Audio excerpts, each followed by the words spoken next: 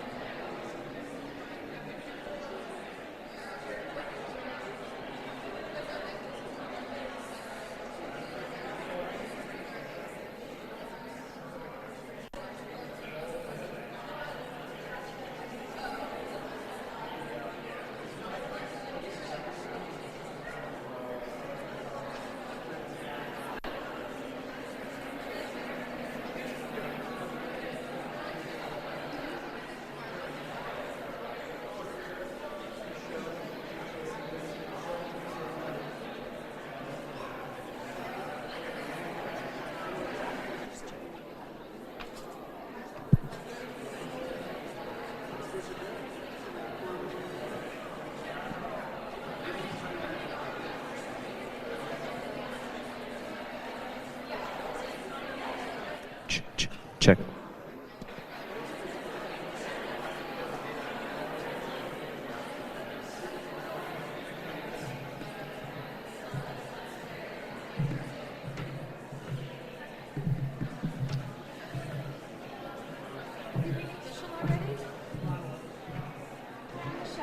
Michelle, I'm Nick. So nice to meet you. very nice to meet you as well. Yeah, I was enjoying some Texas today. So, What'd you have? Yeah, nice too.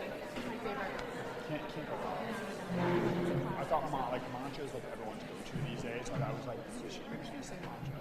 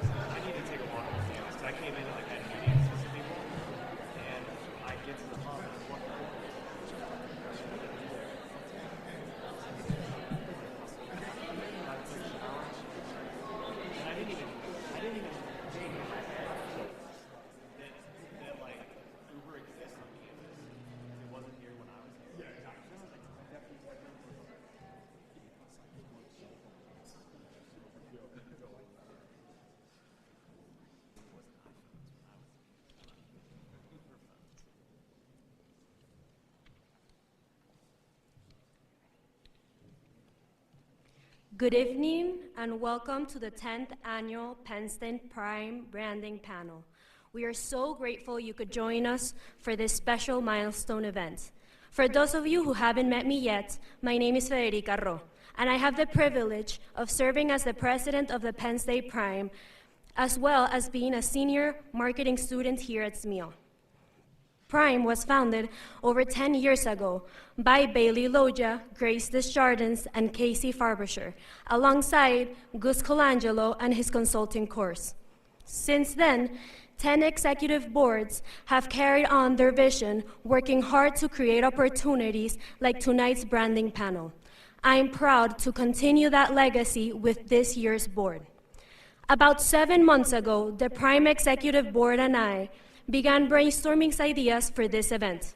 When we realized it would be the 10th anniversary, we knew it had to be celebrated in a big way.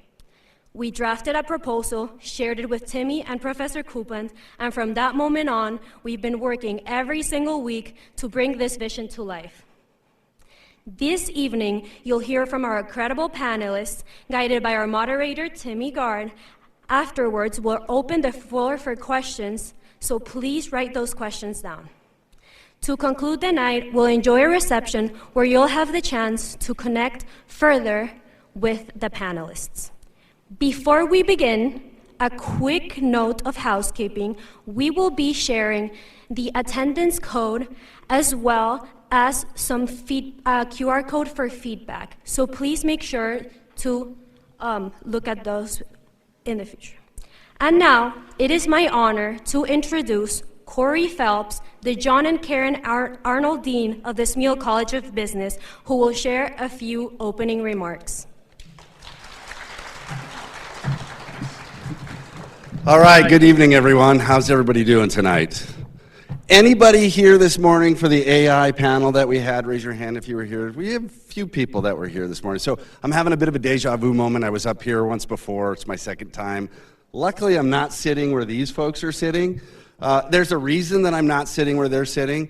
I'm not a marketing guy. I'm not a branding guy. I'm an economist by training. I'm a strategy professor, so I would be way out of my lane if I was up here on the panel. But there is something that I do want to share with you from my perspective about branding, coming at it strictly from a strategy viewpoint. So economists, we love to do thought experiments, right? Because we love to ask people to think about what could have happened but didn't. So what I want you to do is just play along with me for a second here. I want you to do a thought experiment. And the thought experiment is the following. I want you to imagine two products, identical in every way that you can tell. Look, feel, touch, performance, etc. So identical. But on one product, there is a brand name that is placed on it that you know, you love, you adore, you value. And on the other one, it's a brand name that you've never heard of. So the thought experiment is this. Are you willing to pay more for the one that has the logo of the brand that you know, love, care, and value versus the one that you don't? Now, you don't have to answer, but research shows is that most human beings are. Now, the way I know this is true in reality is for years, as a strategy professor, I used to teach a case study called the Cola Wars between Coke and Pepsi. And I bet in this audience there are people who are diehard Coke fans and diehard Pepsi fans. And if I asked you the question, can you taste the difference between Coke and Pepsi? Can you smell the difference? Can you see the difference? You would say, with supreme confidence, of course I can. So for nearly 20 years, I put this to the test in my classroom. I would invite students that were diehard Coke experts, diehard Pepsi experts, and we would do blind taste tests. So I would have 4 cans in a bag, they would be wrapped and they would have numbers on them, and I would have a student pull the can out of the bag. So it was a blind taste test. So you didn't know what was in it. So they would get 3 cans, I'd pour them a little bit of can 1, 2, 3, and they'd have a little form, 1, 2, 3, and all you had to do is can 1, what was that? Was that Coke or Pepsi? I've done this for over 1,000 students, and here's what I can tell you. About 20% get it right. 80% of self-described experts on Coke versus Pepsi cannot taste the difference. Which means to me that maybe there's not much difference in terms of the physical properties, the characteristics of the product. And maybe the reason that we pay more attention to one versus the other is it's something about the messaging and communication around that resonates with us. That over time, we start to say, I identify with this more strongly. And as a result of that, I will never buy Pepsi. I will never buy Coke. So, long story short, brands matter in ways that strategists care about, in the sense that they can help organizations create economic value. So, you're going to hear a lot more about the ins and outs of brand development, brand evolution from this panel, but I thought I'd start there. Now, we're here tonight because, as you just heard, it's the 10th anniversary of Prime and the Prime branding panel. And just about an hour ago, Timmy and I met in my office, and he was telling me once again the story behind the origin of this endeavor. And it started right here in the business building over a cup of coffee between Timmy and Jennifer Coupland. And where is Jennifer? There she is in the back there. And at the time, Timmy, you were on Alumni Society Board, right? Okay. So this idea sprang from there, and they concocted the idea, and Jennifer looked at Timmy and said, well, how are we going to do this? And your answer was, I have no clue. So, but they figured it out, obviously, which is why we're here 10 years later today for the 10th anniversary. Now, the other special thing about tonight is that this is the first time in 5 years that we are doing this in person. So COVID hit, so from 2020 to 2024, we did this online. So I'm very pleased that everyone's back here in the atrium. We're doing this in person. Now, during that time, in the 10 years that we've done this, we've had 60 panelists that have been involved in the brand panel that have represented 45 different companies, and we've reached over 2,000 students, faculty, and staff members. So we have people in the audience here tonight. We have people joining us on the live stream as well. And over the years, the students that have attended this program and this panel have helped launch careers in a large number of marketing and advertising agencies, but also in famous brands like Apple, American Eagle, Nestle, United Airlines, Nike, of course, Amazon, Twitter, and the list goes on and on and on. So before I get off the stage and turn things over to Timmy, I just want to take the opportunity to acknowledge some people. I've already talked about Timmy and Jennifer's role in this, but I do want to recognize the generous support of Phil and Gary Bolno, who are actually joining us tonight on live stream. And I do, again, want to also thank Timmy, not just for playing a role in the genesis of this, but also for providing financial support for this, because we can't do it without his support. Now, Let's get on to the panel. I am super excited about this panel. We've got some great minds representing different industries, different businesses up here. So with that, I'm going to turn the floor over to the gentleman in sartorial splendor, Mr. Timmy Gard. Corey, thank you. I just want to say I disagree with you with one thing. You do understand branding. You are building the Smeal brand, and you are creating your own personal brand, as we all can recognize from what you're doing, especially like on LinkedIn. So you're doing a wonderful job, so you do get it. 10th anniversary. It's pretty cool.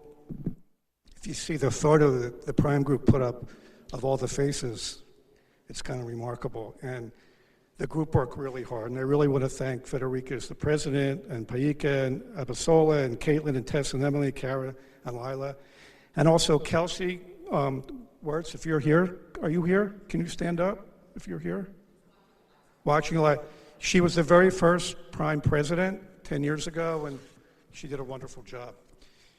I also want to thank my partner in crime, Jen Copeland, for dealing with my crazy DNA 12 months out of the year, 7 days a week, 24/7, and Meg and her group, Dean Phelps for supporting this initiative, and Andy Elder and the PR group. If anybody really understands what the PR group does here, it's fascinating. They put 3 stories out this week on the 10th anniversary, and it's all over the place, and Prime's did a wonderful job with that.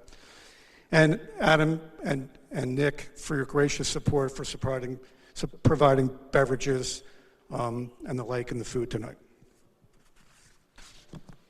So the format's going to be, for the next 45 minutes, we're going to have a Q&A session, questions that I've developed and the students have also sent to us. After that, we're going to have a Q&A session. Now, there's a couple of rules with the Q&A session with the students. When you get up, you have to introduce yourself, tell us what city you're from, your favorite song, and who the question is directed to. And if you don't go through those 4 protocols, you're not going to ask the question. Then there's going to be reception, and then we have a survey for the students to fill out so we can help learn for number 11 and moving forward. As I always say every year, I'm in a regulated industry, so I always come up with a caveat. We're not going to talk about politics at all tonight. It's not going to happen. All right, so let's go. I want to introduce the panel. To the left of me, Michelle, who's the Chief Marketing Officer of Riviera AI. Can you give us 30 seconds and tell us about yourself? Sure. Hi.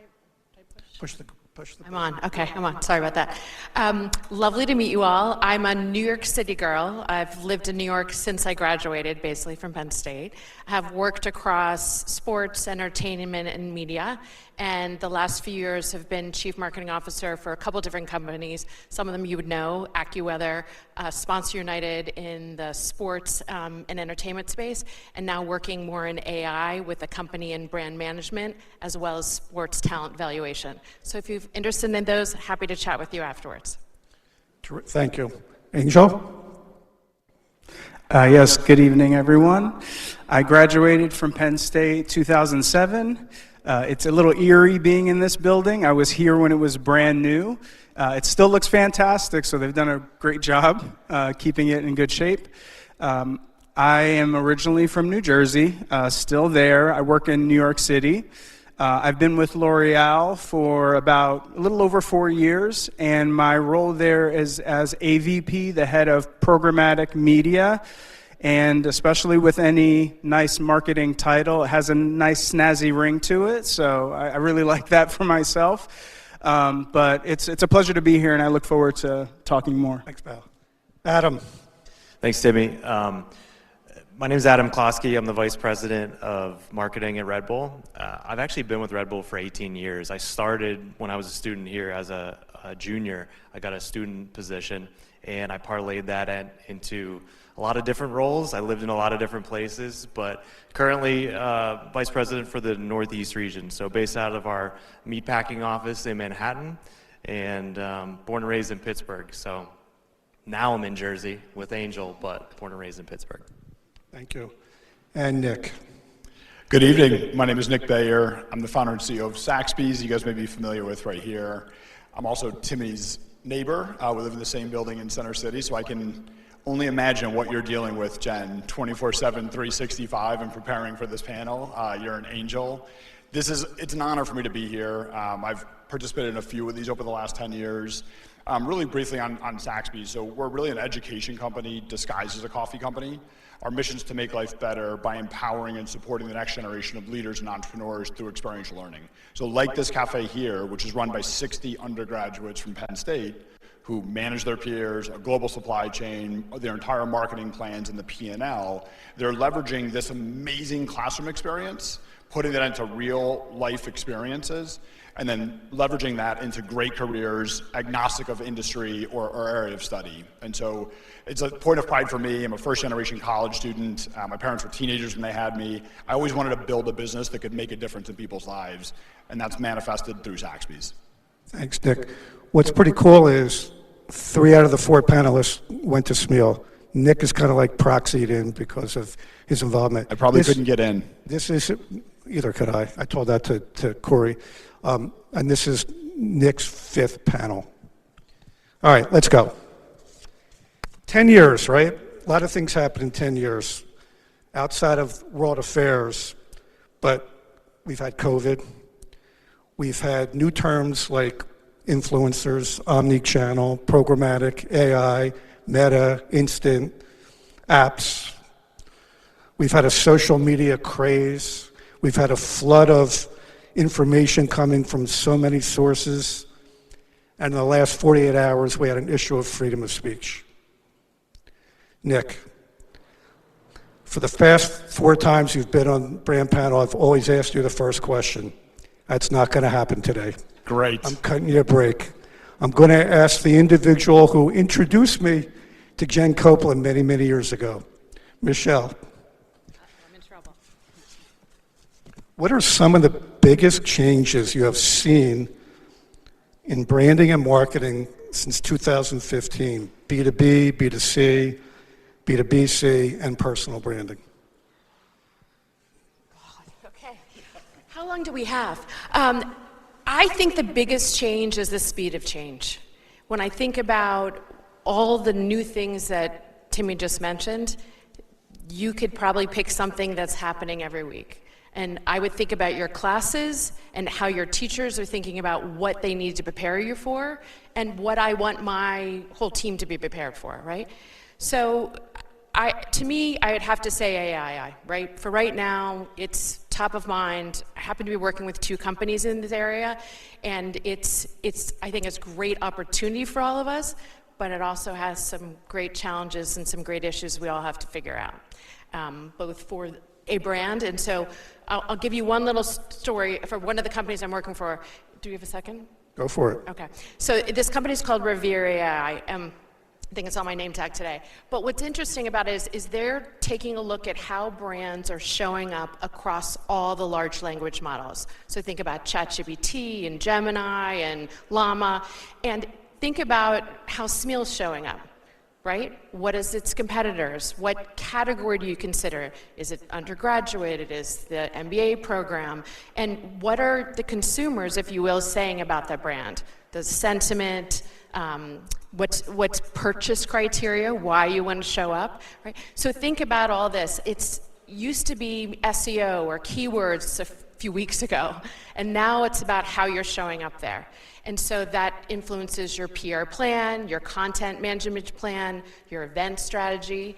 And so for all of us as marketing, I think it makes it super exciting, but it's a lot more complex. Thank you. The panel will have an opportunity to answer some questions, but we're going to go some individually through here. Adam, we've moved or pivoted from innovation to AI in the last few months.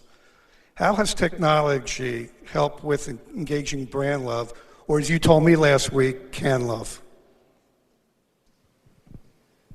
Well, maybe first I should explain the brand love to can love piece. So I'm sure a lot of us can relate to this, but when you think of the marketing funnel, awareness at the very top and then consumption at the very bottom, you think of making an individual aware of your brand, then you have to be relevant to that consumer, and then you have to try it, and then you have to purchase it use it frequently. So at Red Bull, we have so many people that are aware of our brand and love our brand. We track this sentiment. But at the bottom of the funnel, where the percentages are much lower, is the conversion rate of drinking it and drinking it frequently. So for us, it's great to have the top of the funnel very wide, very aware, but how do we convert that throughout the funnel? And I think, Timmy, the question was innovation or technology? Technology. I think with technology, you see it in everything that we have in our hands or what we have in our laps right now, what we use. We were joking that we didn't have smartphones when we were students. That wasn't something 15, 20 years ago. But on top of that, look at how individuals have become brands. I know that kind of goes back to the last question of what's changed, but it's when you see, it couldn't even be just an influencer, but an athlete, and how they are becoming larger than the team that they're on or the brands that they endorse, then they're creating their own product lines and their own portfolio of products. Super. Angel, how do you balance maintaining a brand identity while adapting to new trends and evolving consumer expectations? How do you reinvent yourself, and when do you know it's time to reinvent your brand? So as someone who works for a brand whose ambition is to create the beauty that moves the world, they've been doing it a long time. L'Oreal's been around 100+ years, and they have had to learn to reinvent themselves to be the #1 beauty company that they are today.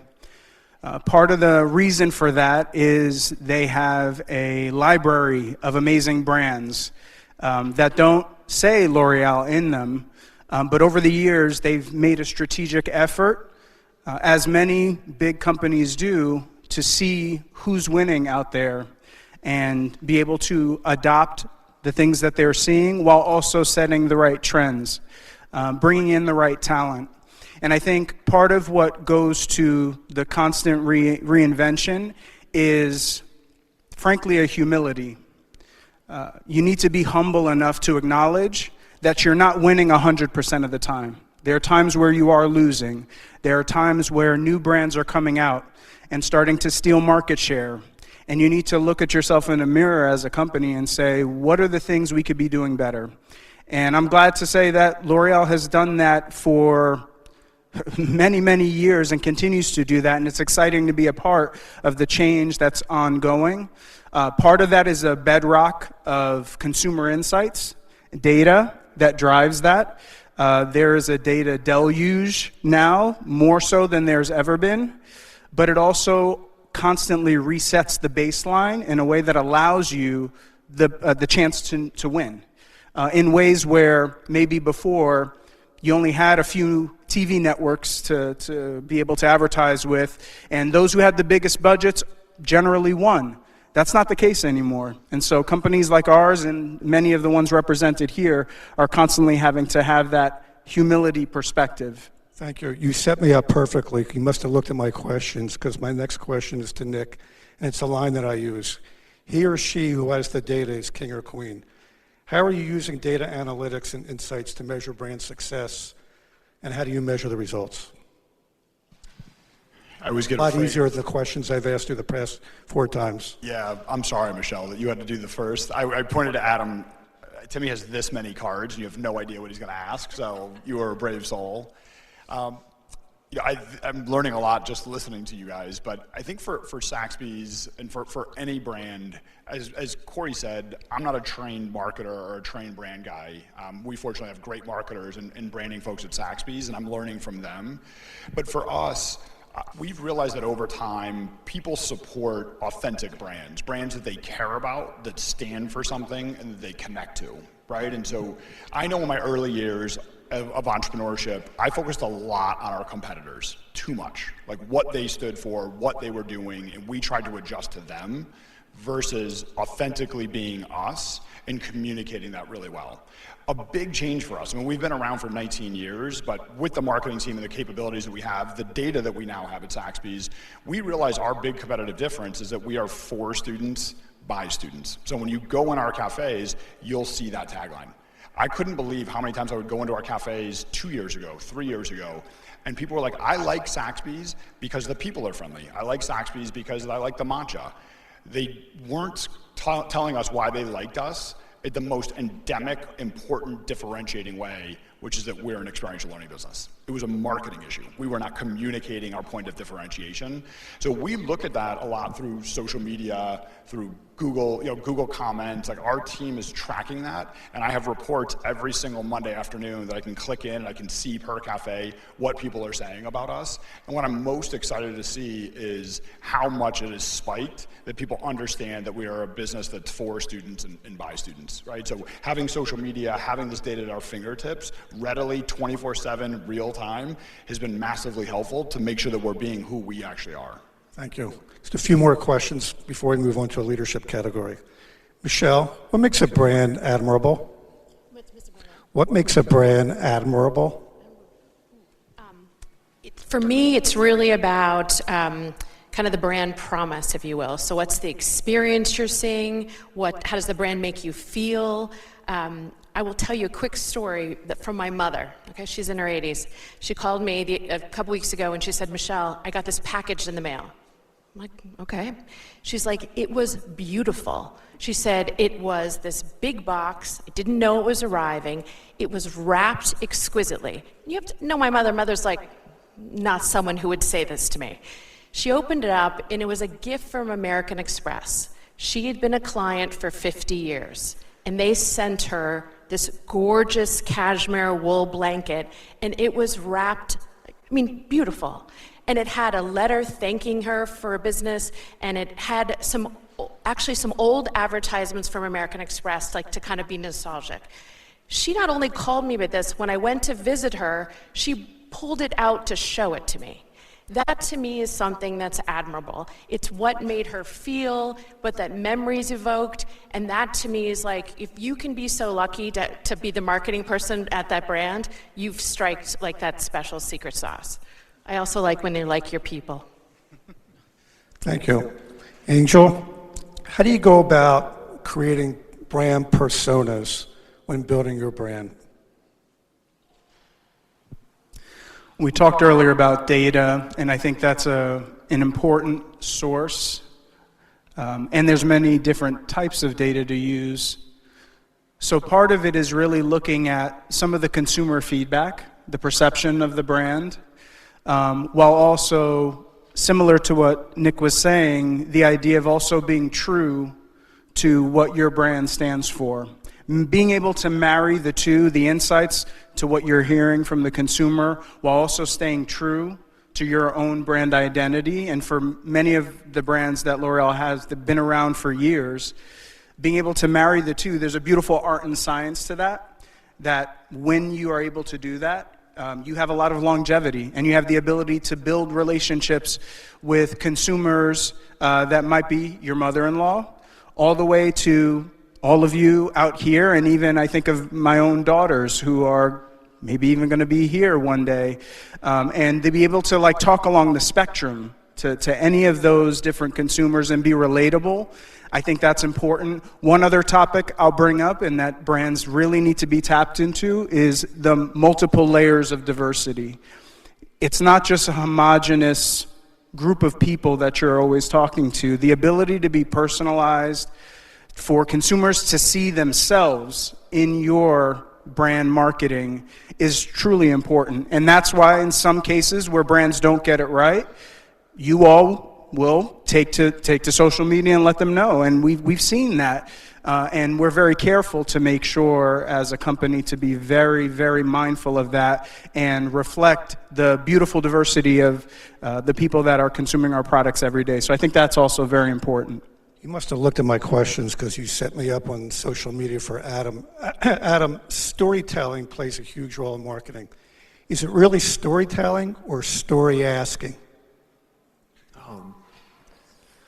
That's a good question. I think that also I want to say, there's a lot of social media trolls out there. We get it every single post that we put out. There's somebody saying something negative. So you got to, take that a little bit with a grain of salt. But I think storytelling is almost everything for a brand, for a product, for even an individual. Like, they have to characterize themselves and build their own brand in a certain way. So whenever we have a specific project, we try to localize that. We always like to say that we like to be the local face to a global brand. So when we go somewhere and we do an event, we try to be credible with local partners that are there. We try to work with the local media. We try to tie to the local traditions. All of these things matter, and the consumer sees it, they feel it, and then that consumer, kind of like your mother or your mother-in-law, they feel heard. They feel like you get them. And at that point, you take that brand love, and hopefully it does translate into brand love. Super. Last question on branding before we move to leadership. And Nick, this is for you. What trends in the branding world are most important for our students to keep up with and learn before they graduate? What are the current trends they should be focused on? So I'm going to answer this probably more from the lens of a founder perspective of a business than maybe a marketer or brander. And I say that is, Saxby's has 1,400 people in the company. 60 of us sit at the corporate office. So anyone who's at the corporate office or any of our student CEOs goes through an interview process with me at the end. The decision's generally been made before they get to me, but I'm sort of checking from a culture perspective, right? So I'm going to answer this from a founder perspective. I think that if you hear L'Oreal, 100-year-old business, Red Bull, one of the most famous businesses in the world, trying to get local, trying to be humanized, I think what we're looking for from a marketer are people who understand and love the essence of what the brand stands for. And you don't have to just be a founder. You could interview for Alexis, our student CEO at Saxby's, who's more important than I am at Saxby's. She's going to look for people who are a culture fit, who see working at Saxby's as more than making matchas and grilled cheese sandwiches, right? We feel like we're making a difference in people's lives. That's the level of excitement. And so if you graduate from Penn State and you have a marketing degree, the people you're interviewing with already know you're smart. They already know you'll do the work. They already know that you probably associate well with other people. You've got the full package. But will you be a great marketer at that company? What is it about that brand, that organization, that makes you want to work there versus there or there? That's how decisions are going to be made, and that's ultimately where you're going to find that stickiness. Adam, working for Red Bull, is a college student 18 years ago, and staying there in the leadership role he's in now, that's what successful businesses look like, right? Like, they took a chance on him and said, this guy will love our brand, be a leader and a steward of our brand, and it's worked out great for him, and it's great to work for Red Bull. It works for every company if you can humanize yourself and get a love and a passion for what that company stands for. Well, another segue into the next category. Enough with the easy questions, right? Let's get some hard questions. And this first question, I would like all the panelists to answer. Michelle, what makes great leadership? To me, it's all about the people. So I'll go back to what you're hearing here. And if you're going to be a great leader, it's about being curious and asking questions of your team, of your customers, of your target customers. And then it's about trying to, I will say in many ways, mentor and lead. It isn't about micromanagement to me. So I'll give a simple answer and stick with that for now. Angel? I used a word earlier, and I'll use it again, humility. I think the best leaders know that the best ideas don't come from them. They come from all different people, from all different backgrounds, and a willingness to lean in and tap into that, to connect with the different members of your team. For instance, for me, I have to meet with every member of my team at least once a month. And it gives me an opportunity not just to check in, make sure the culture's being what it should, but also to learn. I make it a point to tell them they're the rock stars that make it happen. I get the privilege to support their growth, to be able to learn alongside them. And there are points where I will say there is decisiveness that is needed in leadership as well. It's part of the reason you're given the keys to the car when you're a leader, is because you've proven to be decisive. But I think coupled with humility, it really is that kind of magic sauce to great leadership. Super. Adam? Yeah, I think there's a lot of stakeholders that every company and leader has. You have obviously your customers, you have your partners, but your employees, I believe, are the most important stakeholder, and you have to invest in them. You have to, I mean, at the simplest level, you have to just be like a real authentic individual and treat people like real authentic individuals. You have to care about them. You have to care about their development, their growth. What one person wants on your team is probably different what the other 32 want. So you have to understand them to that correct level, and that's, believe me, all of us, all of you someday, when you have these positions, you're pulled in so many directions.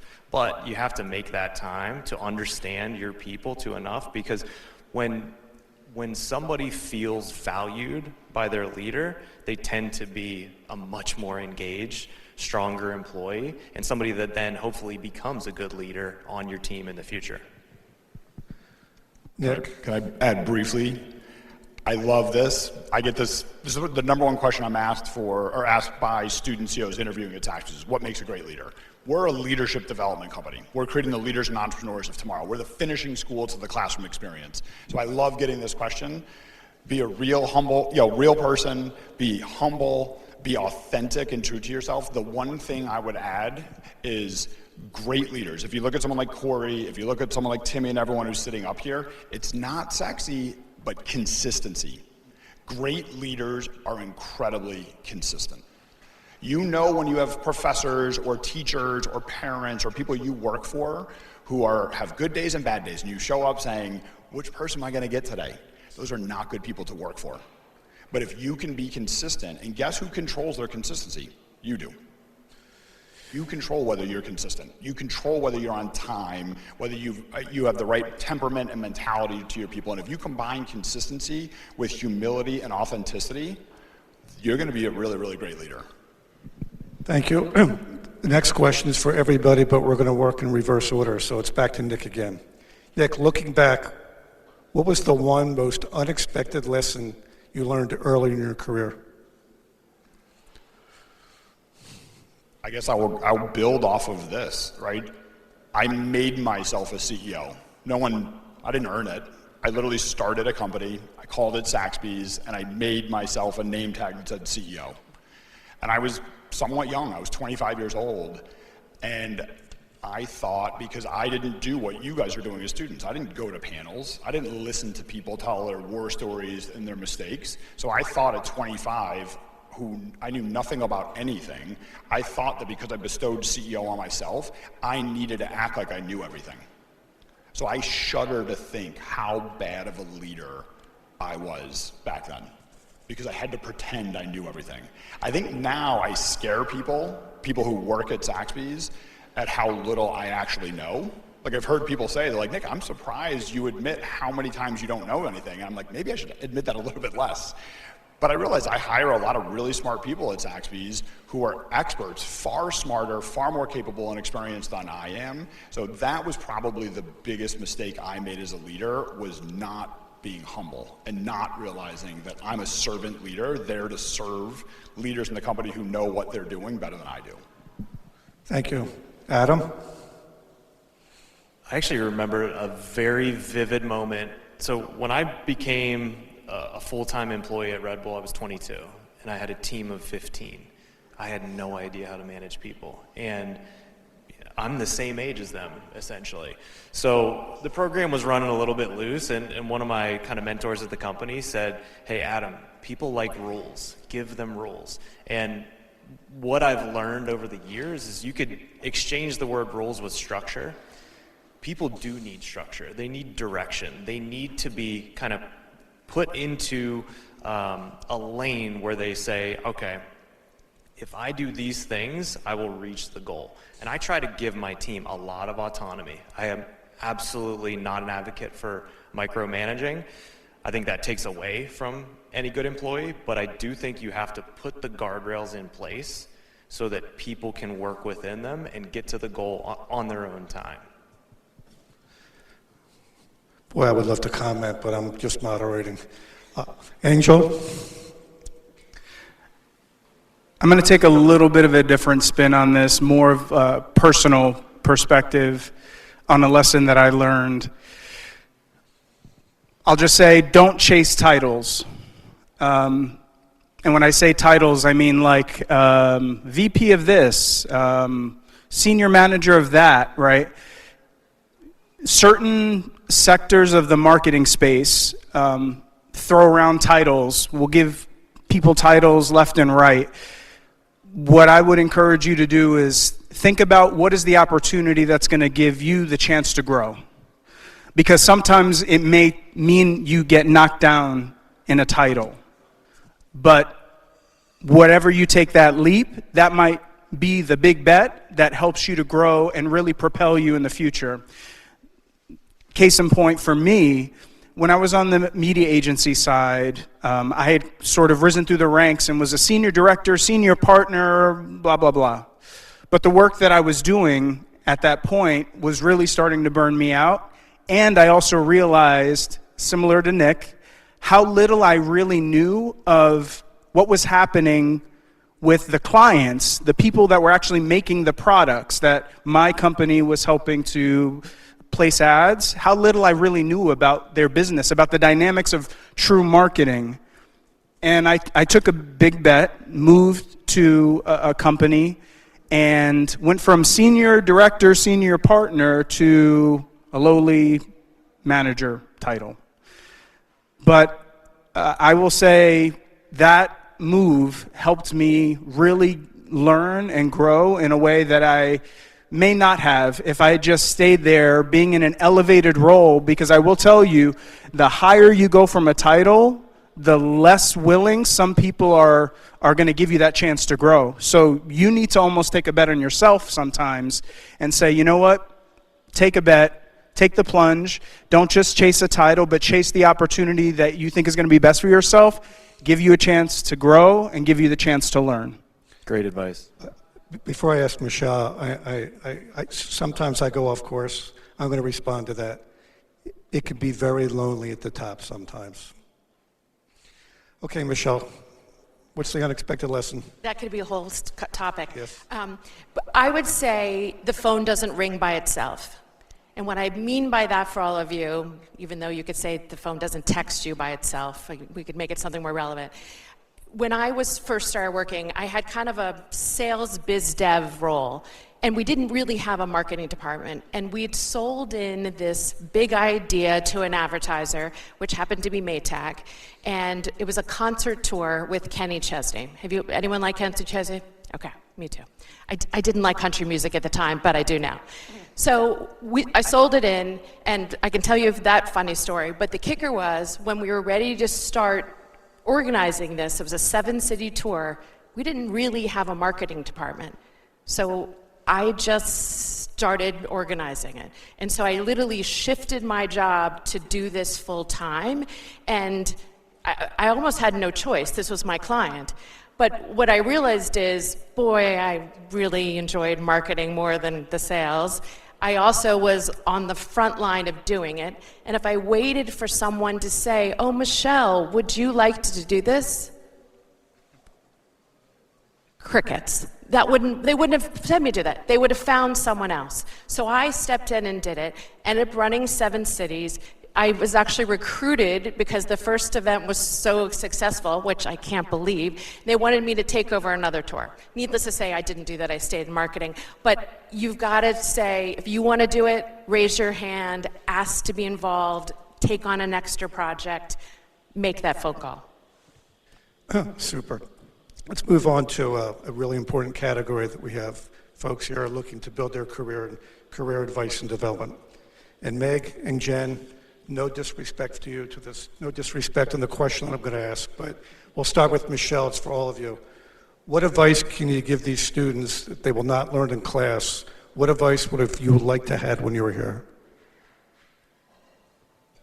I did do this. I will say, get involved. Be in this committee. Be in this Prime. Be in PMSA. Be in Ultimate Frisbee Club. Whatever strikes your interest, get involved. Try, learn, be a leader.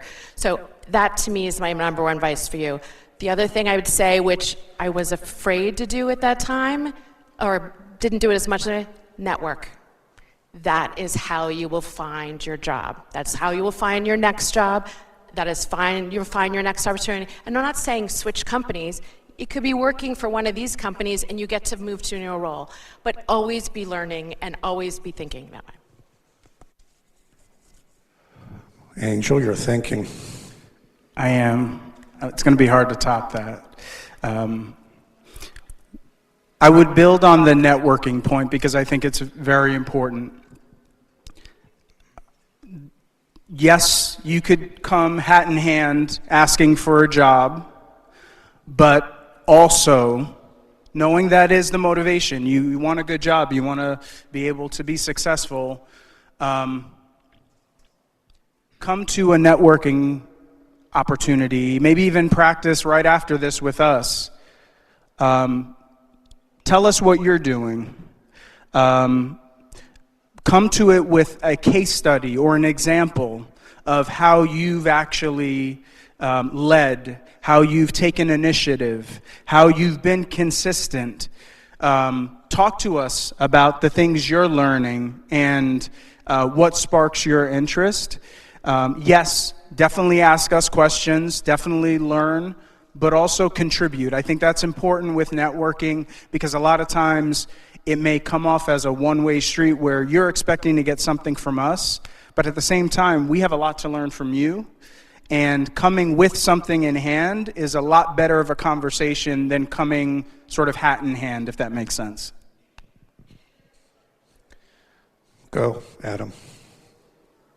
A lot of great companies recruit at Penn State, but those aren't the only companies that you have to work for. Also, it doesn't have to be a Fortune 500 company. I mean, Red Bull did not recruit here. I never did an internship when I was here. Instead, I made the choice to become a motocross instructor, and I traveled the entire United States between my junior and senior year in the summer. And that taught me so much because I was working, first of all, with people of all different ages and skill sets. I was literally with the owner of this company, which was essentially a small business. And I learned more that summer than I think I probably would have as one of 500 interns somewhere in New York City. And there's nothing wrong with being an intern in New York City. I'm just saying, don't let that be the only thing that is your North Star and thinking to yourself, like, this is the dream company, this is the dream job. You're way too young. Also, try, personal advice, this could be different for everyone, but a lot of times students or young employees at Red Bull will come to me and they'll say, in 10 years I want to do this. I don't know how you can know what is going to be in 10 years. 2 to 3 years is my window. That's what I look at personally, and I would advise, like, try to consider what's right in front of you before you get too far down the line, because in 2019, we didn't expect COVID to happen. There's a lot of things that have happened in the last few years we didn't expect to happen that's changed the course of, our own lives or other professional things. So, long-winded way of saying, like, you can get a ton of experience as a young person in an area that may not seem obvious right now. But yeah, you got to go look for it a little bit. Case in point, Adam, I graduated with an accounting degree and a minor in quantitative business analysis, and now I'm faking it in marketing. Imagine that. Nick? Love this question. This is maybe the biggest point of change and focus in higher ed in the last 50 years. I, for one, think there's far too much criticism and pressure and expectation put onto institutions of higher education to fully and holistically prepare young people for every single possible career. And what I mean by that is employers have to be meeting education institutions at least halfway. Because we're at a place now, you have all this pressure on higher ed. You also have the advent of AI, which might change the economy more than anything in certainly all of your lifetimes. And guess what? AI is going to do the technical, quantitative things better than any single person sitting in this room. So what are employers going to look for? They're going to look for people that are emotionally intelligent, that are resilient, that are culturally agile. They can take feedback, they can work well with others, they can learn things on their feet, they can be humble, make mistakes, pick themselves up. And you have the best professors there are. You can't go and learn from better professors. You can't teach those skills in a classroom. But if you can go learn from Professor Copeland and all the other professors in this room and do well, and get good grades, coupled with working for big companies, small companies, New York City or Kansas or anywhere in between, and exhibit that you are emotionally intelligent, exhibit that you are resilient, you will forever be employed at great places that value well, and you will feel empowered by the work that you do. Go for I it. just would add one quick thing. Don't be afraid to get a job, like a ice cream shop, the coffee shop, the swim instructor. If you can get a sexy internship, awesome. Go work for Pepsi or Coke or whatever you can get. But don't be afraid to have real live work experience. Be a waitress. That will teach you people skills and time management, all kinds of things. So if it doesn't come together to whatever internship you want to have next summer, feel free to dive into whatever you're going to have opportunity in front of you. Well, I was going to start with Nikki again. I have one more question before we do some summary. And along that line, it's turbulent times right now. Data report on jobs changes all the time. I get asked a lot of questions, and the students probably will tonight. What's the best way for students to look for a job and look impressive? All of you will answer this question. My favorite tip, I will say, and my mentees here today, and I think we talked about this, is informational interviews. And what I mean by that is you're going to go reach out to someone in a role that might interest you or a company that might interest you. You're going to ask them about what they do, how they got there, what their challenges are, and you want to talk to them about what they're doing. It's not about, do you have a job opening? And what's nice about that is you're going to learn, and you tell them a little about yourself. This is what I'm thinking about doing. Here's a little of my experience. Is that something you'd be interested in? And because the more you can learn about what someone's doing, the more you can say, this is a fit for me, or I don't want to do that. And that's very good to know ahead before you take that job. And so this is long before you even get a job. This is now, talking about your friend's parents, one of us, a former, a student maybe who's working in a new job. But look up informational interviews. Angel? One thing I've heard, and it's probably a trite saying at this point, and I don't know, you're right. We don't know what's going to happen in the future, but I've heard it said, and I think it's prudent advice, AI is not going to take over your job. Somebody who knows AI will. And that's what I'm being told. And so for me, I'm going back to school by learning how to work with AI, how AI is actually helping me work smarter, not harder. Part of it is because of the pressure I've had to face by working at a company the size of ours, the speed that's happening. At some point, you as an individual, even as a team, can't keep up. And so AI is a valuable resource now. It's not this necessarily looming enemy that maybe the motion pictures make it, and I just said motion pictures, so that sounds funny, but like movies, shows, streaming things, right? All of that. It's a really good opportunity, and it really is going to democratize skill and expertise. You have the opportunity to be a leader in the space, regardless of how young you are. If you learn how to do it, practice it now. Don't cheat. Don't use it in the way you're not supposed to use it in school, right, professors? But learn how to use it to make your schedule more efficient, how to get recommendations, even questions to ask when you're having informational interviews. You can use AI to help fuel your own creativity, and I think that's going to be important as you look at your career. What companies like mine and many of ours are looking for is the human touch, but also someone who has and is starting to cut their teeth on how to use AI effectively. I think that's going to be really important. Super. Good answer. Adam, follow that. Yeah, that's tough. I would say engage with the brand and the product if it's a type of brand and product you can engage with. In my situation with Red Bull, we don't have a shortage of people applying to our marketing roles, but a lot of times we get to an interview and you start to ask the person, how have you engaged with the brand? How have you engaged with the product? Have you been to our events before? Do you follow our athletes? Who's your favorite athlete? Do you drink the product? The answer is no, not really. No, I've never been to one, this and that. I want people that are going to bring value, passion to my team and this company. So yes, my job can give you a lot of value, but you have to show that you're going to give me value. You have to show that you care about what we're doing and what our mission is. It's not just about researching a company, and I know that not every company you can do this with, but with a consumer packaged good that costs a couple of dollars, you absolutely can. Yeah, I think it would be different for maybe some of them up here, but maybe you can resonate with that as well. Nick? So briefly, to answer your question very specifically, Timmy, which is like, if you're a student trying to enter the workforce, how do you stand out? Don't be afraid and lean into doing the work that the company actually does. I can't tell you how many times we get resumes from college students or recent graduates being like, I just want any job in the corporate office. That resume gets deleted because our company, my office is a cost center. We make no money at our headquarters. We lose money. This is where our business differentiates. This is where we sell product. This is where we make profit. This is where we change people's lives. Therefore, people who are new to the workforce and are unknown to Saxby's, if you can't and don't want to do this, you have next to no value for us at the corporate level.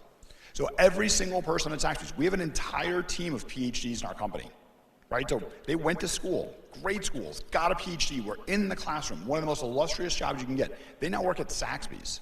Guess where they started? In the cafes. Their first 2 weeks were working in the cafes, and every 6 months, they go back into the cafes and work shifts.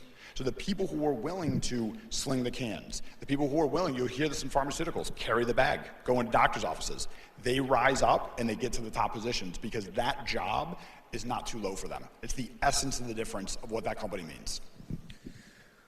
Thank you. We have like 4 or 5 minutes left, and the last question, I'm going to work backwards. What do you wish to share that we didn't cover today in any one of the categories, or what's on your mind that you could give advice to these students? I'd like each one of you to take no more than 1 minute, because we have 5 minutes left, and Nick, we're going to start with you. Thank you.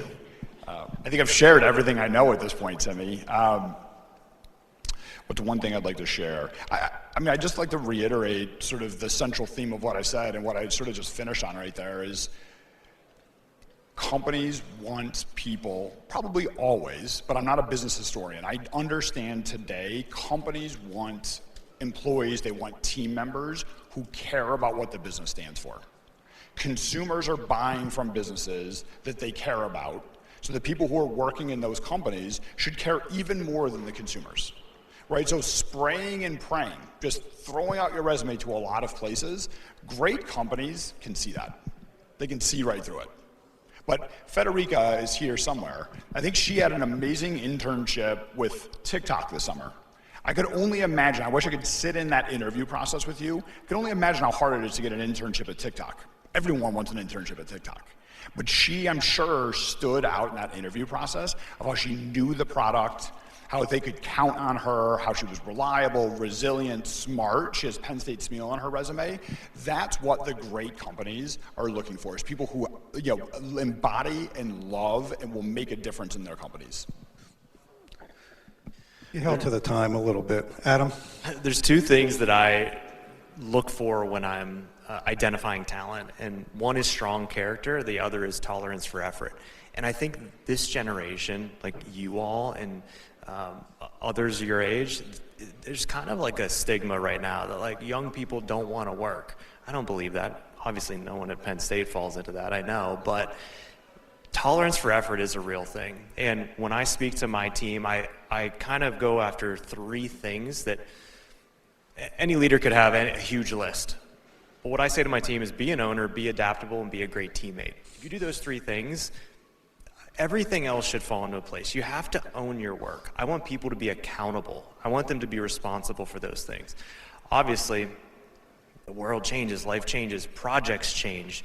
You have to adapt. If you aren't able to adapt, if things throw you kind of for a loop every time something changes, that will be something you need to overcome. Because in the business world, you have to adapt. It happens all the time.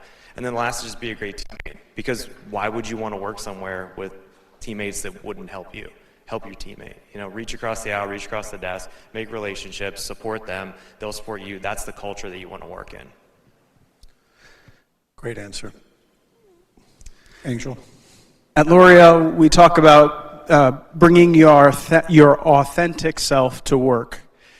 And I really like the points that were raised during the course of the panel about culture and fit.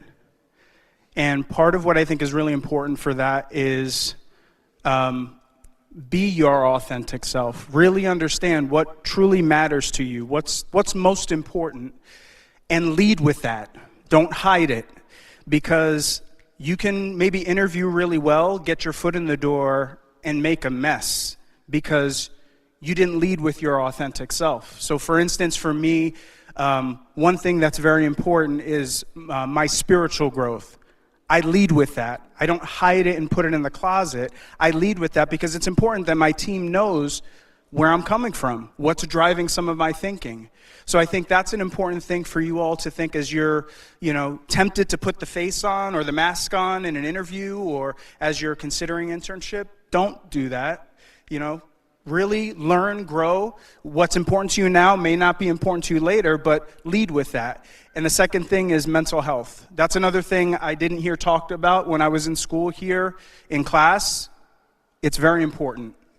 It helps clear a lot of the fog that we have to deal with every day. So, I know we're not on a panel talking about that in particular, but it is very important because you're going to be using this at work, and it's important that it's in the best shape it can be. So one other thing that I think is very important. Thank you. And we'll wrap it with Michelle. You all are marketers already, and you are here taking classes, and this is your time to experiment. So whether that it is you're planning an event like some of the team in the back did, that's part of being a marketer. You're marketing yourself and your own brand. What are you posting on LinkedIn? What are you posting on Instagram? Because if your employer will actually see that, just so you know. Or gosh, let's say you did plan that event and you're like, I hated that. That was not fun for me. But I really like looking at all the numbers and gosh, I could pull together data. That might be interesting. So this is the time to practice and try, because it will help you with your next step. So be a marketer today. You're in marketing. You've got fabulous professors to work with, and all the activities you can to give it a try. You all were terrific. It was great. Really good. Okay, Federica, I think we have 30 minutes, right, for Q&A? Okay, who's got the first question? Remember what the 4 protocols are. I think I'll need to be reminded. Your name, where you're from, your favorite song, and who your question is directed to. So, my name is Nikki. I am a student. I'm from King of Prussia, Pennsylvania. There we go. I just wanted to be able to do that again. It's not working? Oh, yeah. Oh, hello. There we go. Hello. Can you hear me?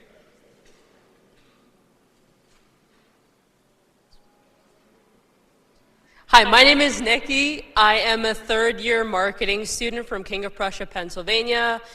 Favorite song, I Love Anything by Bob Dylan. And I'm going to direct my question to Angel. Actually on the topic of mental health, since you just talked about that, and that was really cool you mentioned it.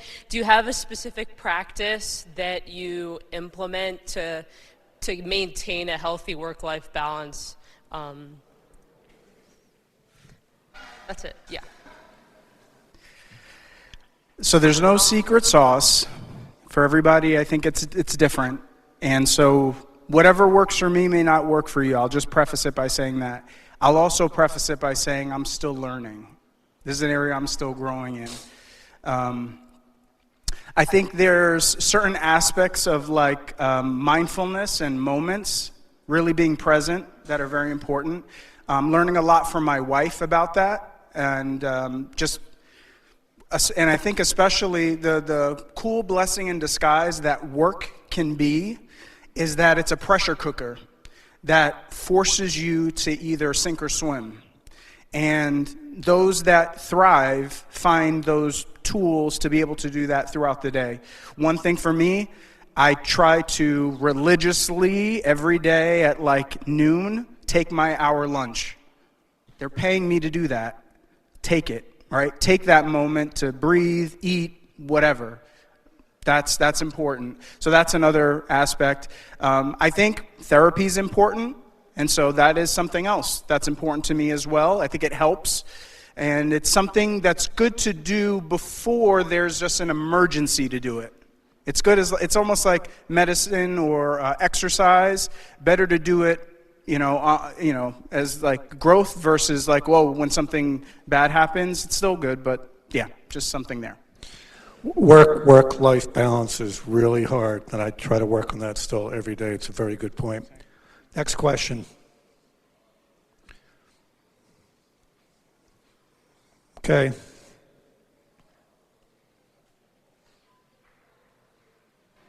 So I'm Paul Martin. I'm from Reading, Pennsylvania. My favorite song right now, I'd currently say, is "With You" by Ricochet. It's a song that I wrote for my sister's wedding. So my question is directed to Nick.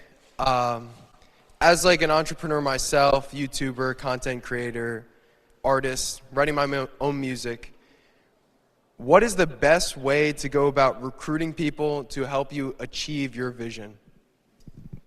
It's a great question. And so you wrote a song and you performed at your sister's wedding? I wrote it and then it played at my sister. Like I dedicated it to her at the wedding. It's impressive. And then I made a video out of it for YouTube, like a music video. I'd love to see it. Shoot me a note afterwards. I'd love to see it. So great question. Again, whether you're a founder of a business or you're a steward of a business, every business stands for its mission and its values. And so if you've already started a business, you're a YouTuber, you're an artist, you're doing lots of things, the easiest person to hire and the most important you'll ever hire is the next one, right? That person can't be hired simply because his or her resume or because they're your next door neighbor. You have to share openly and authentically what your vision is, the values that you have, that you're committing to bring every single day, and you hold that person to the same standard. And if you have success with that first one, you'll get lucky and be able to get a third one.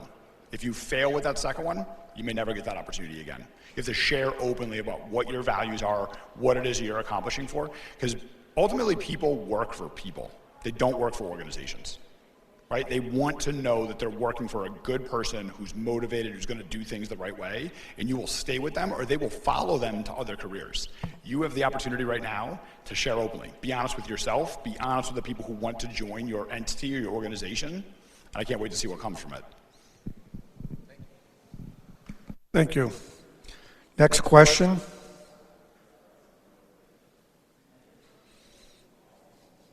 Hi. My name is Brenna. I'm a third-year marketing student from Montgomery County, Pennsylvania, and my favorite song right now is Romeo by Conan Gray. And then I was wondering, someone said that one of the keys to marketing is truly love your brand. So I was wondering, what does that look like in practice for either you as a person or your company? Thank you. Adam, I think that's you, and we talked about brand love and can love. Oh, was that for me? It is now. So the question is, how do you leverage the people that love your brand? Well, the people that love your brand are usually the ones that spend the most money on your product. These are the most important customers you want to retain. So every company usually has like a retain and a gain strategy. And in the funnel or the leaky bucket as it calls, you'll lose users, but you never want to lose your heaviest users because that's a very valuable loser. So when you have switching that happens, like in an industry like us, I mean, you have Celsius in the coolers here because it's a Pepsi school. So there's a good chance that a lot of you drink multiple different energy drink brands if you drink energy drinks at all. So there's a switching behavior. So what creates that loyalty, whatever that is that we do that works, builds the relevance for that brand and can love for that person, we have to be true to that person. We have to kind of stay consistent, like Nick said earlier, as a brand. So every company wants to grow, wants to bring in new users. Sometimes we've seen this with brands maybe go too far in a direction where they alienate their base and their heavy users. You have to be careful. This is a very delicate kind of balancing act that I'm sure all of us can relate to up here. Good question. Thank you. I want to add one example because it's specifically love. So when I was at Fresh Direct, some of you may know Fresh Direct. It's an e-commerce grocer that's kind of based in the New York tri-state area. And we knew we needed to do more for our core customers. And so everyone knows the holiday Valentine's Day, right? And if you're in the grocery or the retail business, it's maybe 1 week of sales, right? Remember to buy roses or chocolates or something. So we said, all right, February, let's make it the month of love, 28 days. Now, if you're a retailer, that's a big deal, right? But if you're a customer and we can give you 28 days of love, that's kind of cool and exciting. So we literally made it almost like an advent calendar. So you came to the e-commerce experience, and every day there was something different happening. Yes, we had the perfect dinner, filet mignon and lobster, right? So at a surf and turf. But we also had love your baby. Who doesn't love your baby? Love your pet. Who doesn't love your pet, right?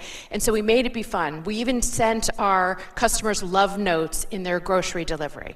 And so we really thought about how can we thank our customers? How can you build love in a way that made sense for our business, but also a way that was really great to highlight our brand partners. So when I think about love, I always think of that little promotion we did, which they carried on and I may still be doing.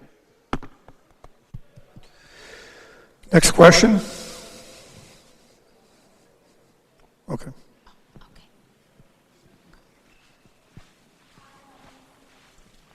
Hello. Okay. Hi, my name is Alicia. I'm from Pittsburgh, PA, and I'm an accounting and finance major. And I will fully admit I don't really listen to songs, but if I have one to note, maybe it'll be Let It Go by Frozen. That's my first song that I know the lyrics to. Okay, so my question is catered for Nick.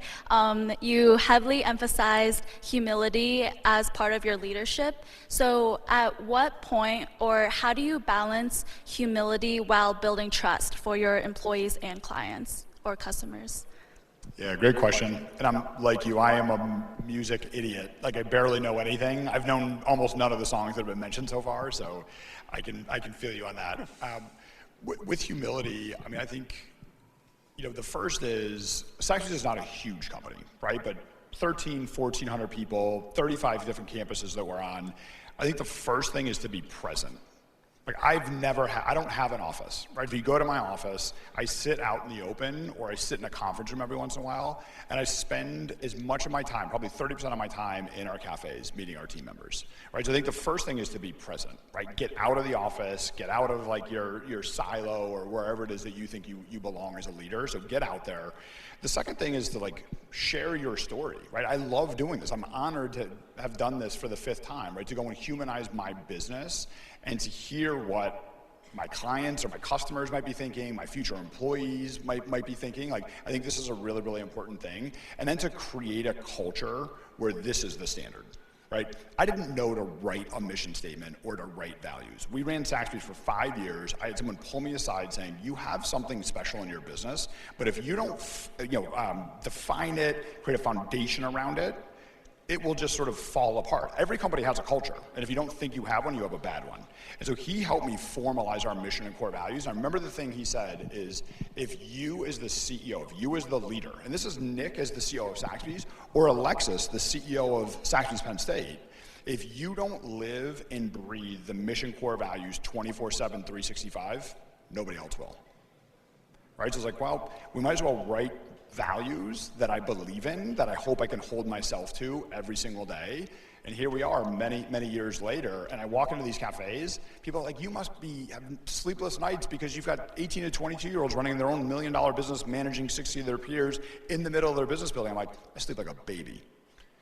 Because our culture stands for itself. The talent we attract, the way that they're empowered, and the love that they have for what we do makes them great. Thank you. Next question.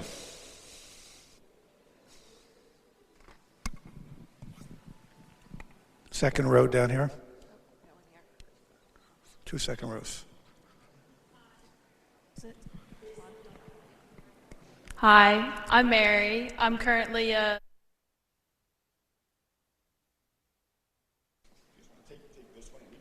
No.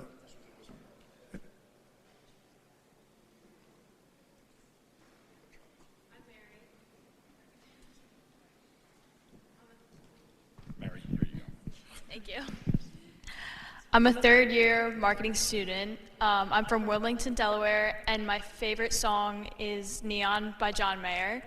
And my question is, how do I overcome the feeling of being behind or that I'm not doing enough to advance my career as a student right now? Who would you like to answer that question? Adam, maybe because he talked about like pressure for getting an internship.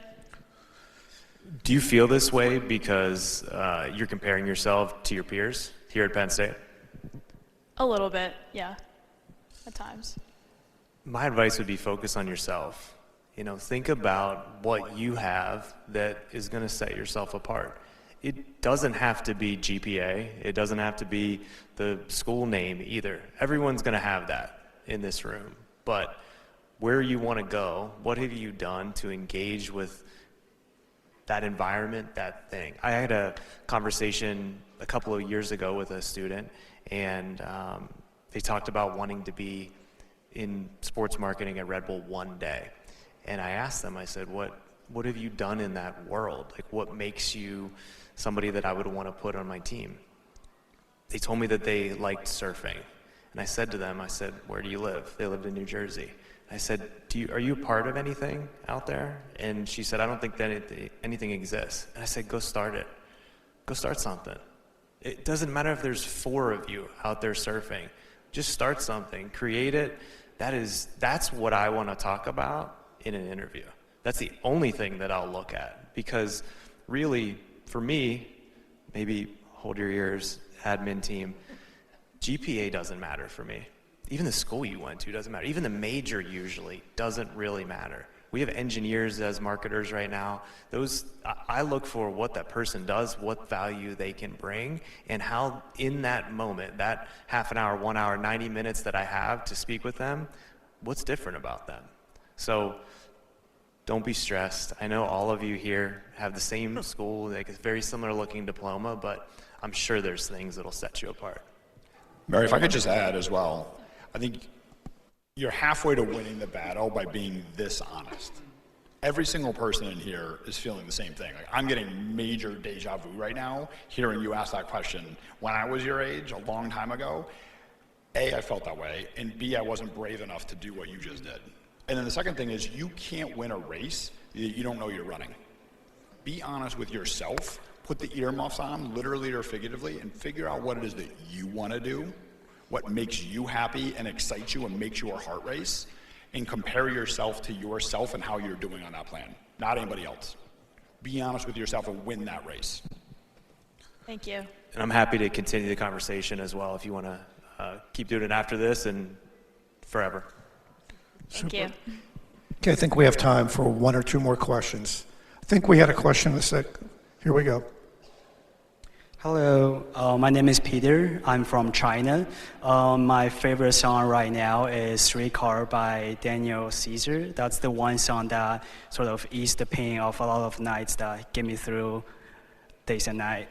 And then I felt like one thing that would bring up a lot tonight would be authentic.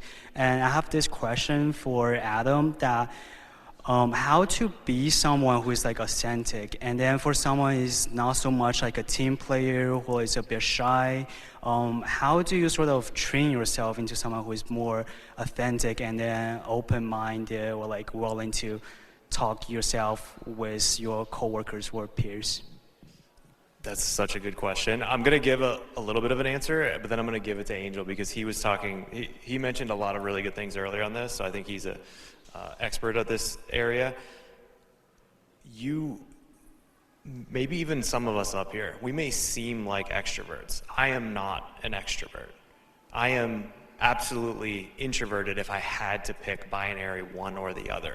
However, I have built over time through the experience and the things that I've done, a level of confidence that I have in myself to do the things. And a lot of that confidence, it comes from the repetitions of doing the job, of studying, of whatever it may be.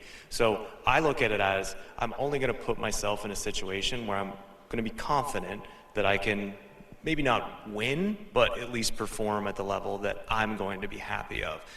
You don't have to be an extroverted person. You don't have to be, the person that runs around the office, high-fiving everybody. I do think you still can be a great teammate, even if you aren't somebody that's, technically extroverted. But I do want to give, maybe Angel, do you have something for? Yeah, and that was really nice. Thank you. I'm also an introvert by nature, and it is a learned skill. It is, and I'm still learning.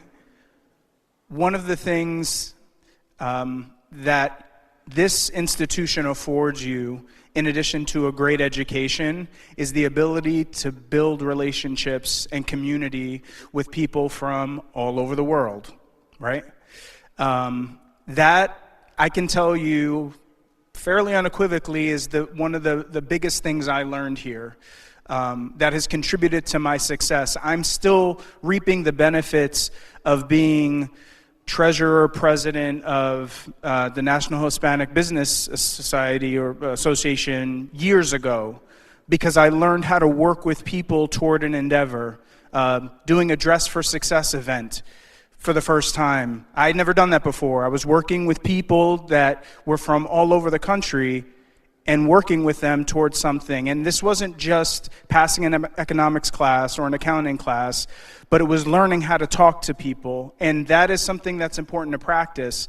I think that's where, to your question earlier, that's an opportunity where you don't have to fall behind. You can always build your network, build your relationship, learn how to talk, because when you're sitting where we're sitting, you're going to be doing the same thing.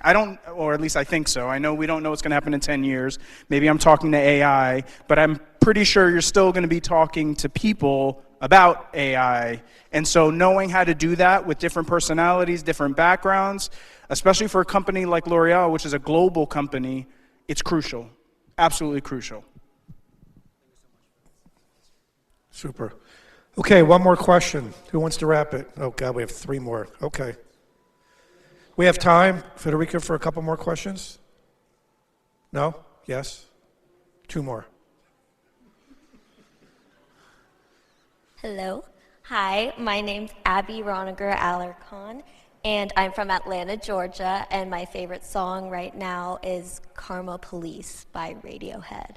My question was for Angel. You mentioned a lot about data right now and how that's rising, but in a field like marketing that's very creative heavy, how do you mix numbers with ideas? Very good question. One, build on your question, or I'll question your hypothesis. You said that marketing is creative driven. I would say it's actually very data driven, primarily. There's a lot of testing that even goes into creative advertising. Getting the messaging out there, optimizing between which ad worked the best, getting that feedback loop is crucial, absolutely important to what we do. And so I think data will, I don't know if it'll ever replace good storytelling. I think there is still value to you know, those creative agency people doing storyboards, talking about which celebrity or ambassador they want for their brand and having a hunch. I think there's still a role for that. But more than ever before, most of the iceberg is actually data. And I think that's important for all of you to really not be afraid of. I mentioned I'm an introvert. I'm also not a math guy. I didn't do very well, sorry, in some of those more math-driven classes. But I've had to learn and grow into learning how to work with big data, leaning on and being educated by team members on how to work with big data. And ultimately, this is the creative piece, how to tell a story with data. Because data for data's sake is just noise. But to actually understand it and synthesize it and get to an action that can be taken, that's where the magic is. And so there is like this, and there's a term that our chief media officer coined, math and magic. The mix of both of those is absolutely crucial to what we do. Thank you. Great answer. Okay, I think we had another question over here. Another question? Yeah, we did. Hang on. Okay. Hi, I'm Neil. I'm a first-year student at SMEAL right now. I'm doing marketing. I'm from Bangalore, India. And my favorite music right now is the entire soundtrack of Mamma Mia. Kind of obsessed with the movie. My question is for Michelle. You told me that we should all work in different industries. Get a job as a waiter, get a job as a swimming instructor. How does these experiences help you in other industries? You worked in many industries, you're working in many industries right now. But how is an experience in one helping you in the other? Or is there any example that's right now that's helping you in the other? Well, I'm a big believer that every business needs a marketer. And so whether it is, you know, and every business also works with people. And you've got to best communicate with them, and you've got to communicate your brand. So if you are a swim instructor, right, you're going to have a whole pool full of students who you've got to learn how to communicate with. Now, I'm not going to pretend that's necessarily a direct one-to-one to some brand marketing we're talking about, but that experience of being able to engage with people, influence them, help teach them, and organize your day. Think about all the things that go into that job. Those are all life skills you're going to bring as a marketer. And that's who the people I look to hire. I think, I don't know, maybe it was Adam, like, I'm one of those people who, I want to see what you've done here, like what activities you've done, you know, what other things you've done inside the class and outside the class.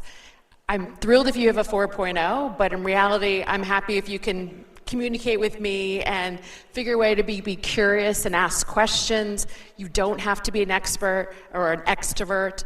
So I think broadly about all of the experience you have. And so, you know, for me, I might say Bollywood. Like, if you like Bollywood music, like, I want to know why. And now you like Mamma Mia, I'm like, okay, I want to know why. But it's using those marketing skills of curiosity, thinking about how you're engaging with people, your customer, that will help you.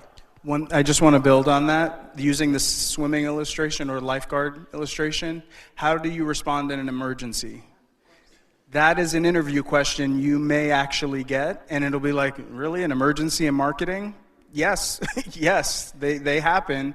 How do you respond? Some of what you learn poolside could actually help slow down your thinking when you get a bad press release or an influencer goes berserk about your product in the wrong way, and you learn, how to slow down my thinking, how to problem solve, how to tap into other lifeguards, right, and work together. I think that's how a lot of that can work. The job is problem solving. That's really what I call it, creative problem solving, but you're absolutely right, every week. Yes, crisis management and solving problems daily is how we live our lives. I'll tell you what I learned. I learned that the questions that I come up with are nowhere as good as the 6 or 7 questions from the students here tonight, so I'll get in touch with them. Okay, the questions have been great. I think we're perfect timing, and going to turn it over to Meg. You guys were terrific on answering the questions, and students, thank you so much for those thoughtful questions.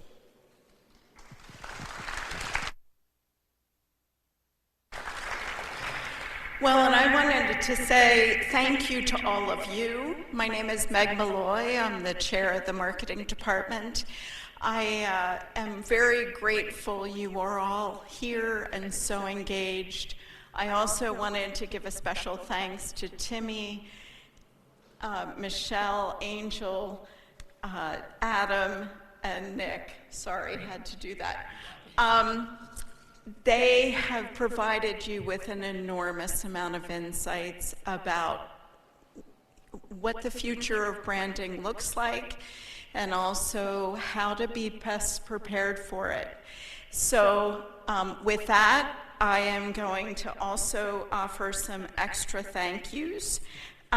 Timmy, thank you for always being so engaged with all of us and for your tireless efforts with time and talent and finances for keeping and sustaining the branding panel. So thank you. Yeah. I also have to thank Jennifer. She did not want a call out or a shout out, but I have to.